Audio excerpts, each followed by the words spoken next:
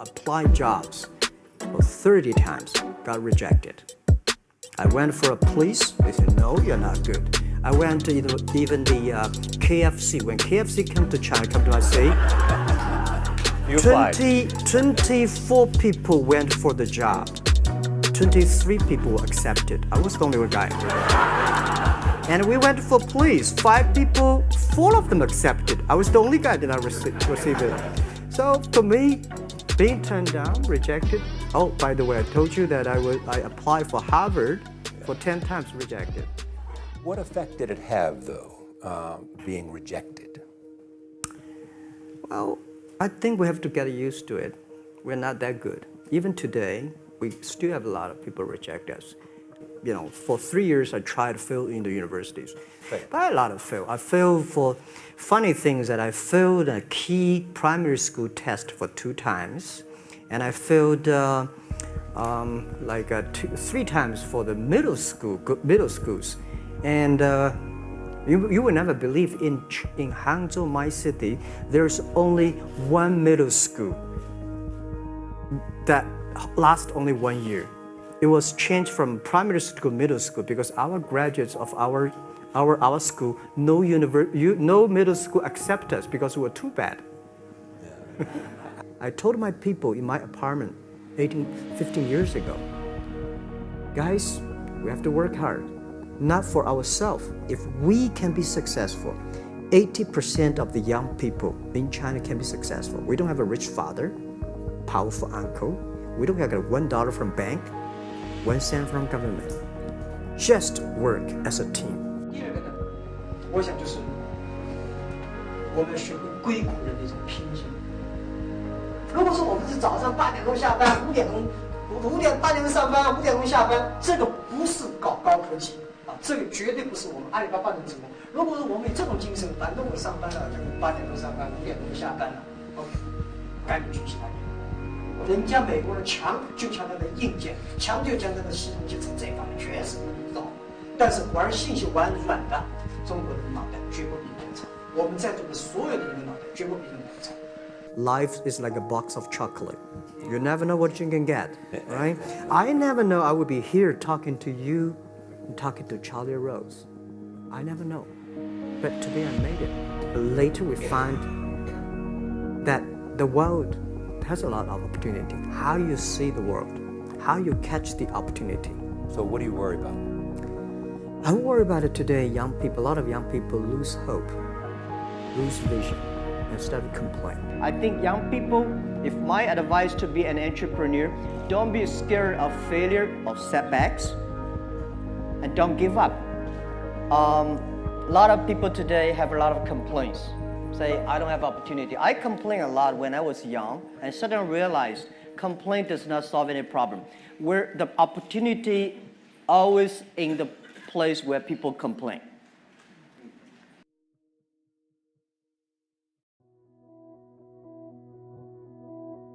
Our market cap is bigger than IBM. For a certain day, we're bigger than Walmart. We're one of the top 10, 15 largest market cap company in the world. I told my team and myself, is that true? We're not that good. Because years ago, people say, Alibaba model is terrible. Does not make money, have this and that, all the big bad things because Amazon is better, eBay is better, Google is better, and there's no such model like Alibaba in the USA. So I told myself and people, we were better than people thought. But today, when we are that big size, I said, no, we are not that good as people thought. We're just a company 15 years old. We're doing something that human beings have never tried. You're one of the world's richest people. Your company is one of the world's richest companies. What do you want beyond Alibaba? Well, by richest people, I was really not happy in the past 3 months when people say Jack Ma is the richest people of China. Global celebrity, they said. No, I'm not. When I started business, you are. I never thought, because how many, yeah, maybe I am, but I think 15 years ago, in my apartment, my wife was at that time one of the 18 founders. I asked her, do you want your husband to be a rich person? I never said rich person in China, rich person in Hangzhou. Or you want to be your husband to be a respected person? She said, of course respected, because she never believed, and I don't believe we'll be rich people. We just want to survive.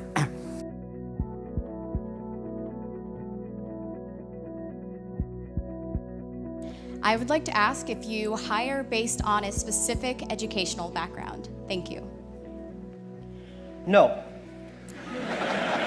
Absolutely not. Because if we hire based on the education background, Jack Ma can never be accepted by Alibaba.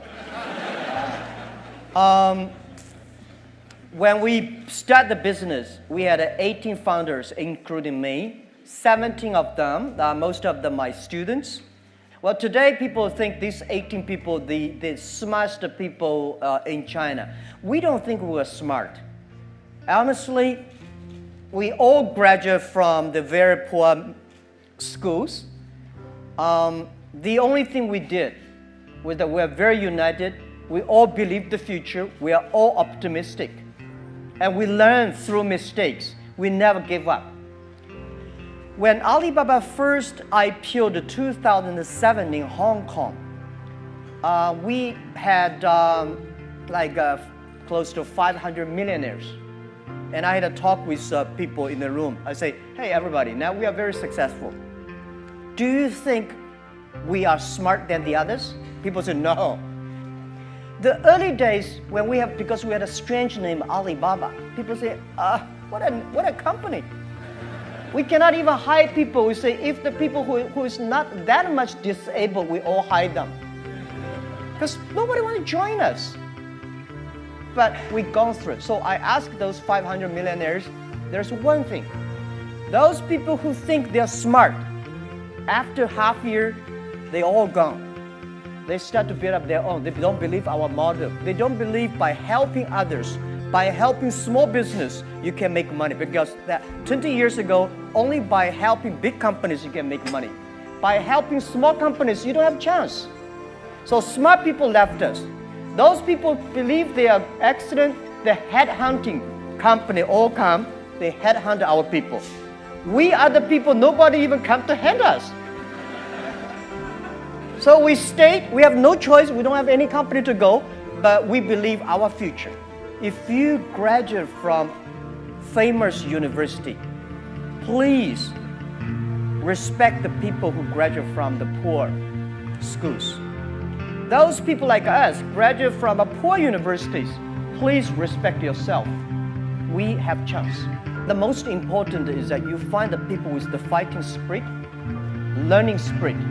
And this is what we hire people for, not because which school you're from.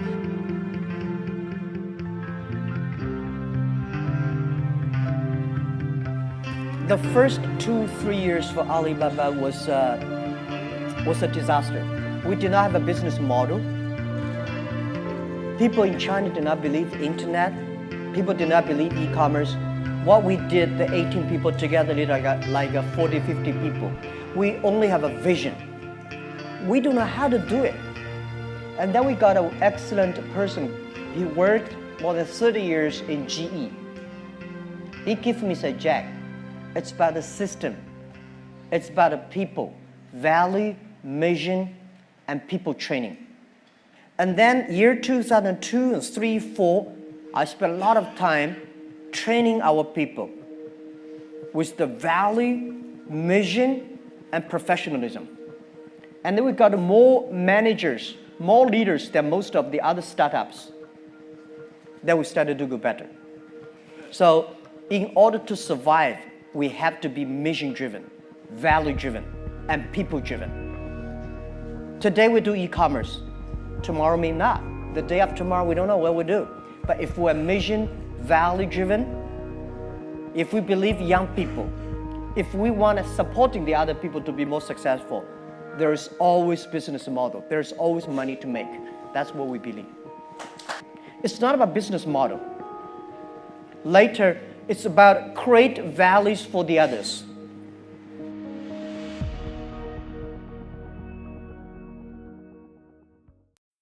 Many years ago, I want to change the world. Now, I think if we want to change the world, we change ourselves.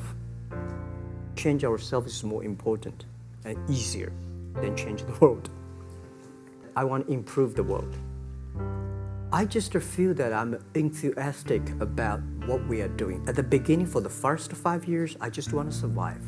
But later, I think, wow, so many people's lives changed. I was so excited, for the first 3 years, we made zero revenue. Zero revenue.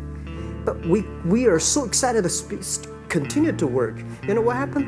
I remember many times when I go to restaurant have dinner, somebody came, when I was trying to pay the bill, the owner of the restaurant came to say, "Sir, your bill is paid by someone."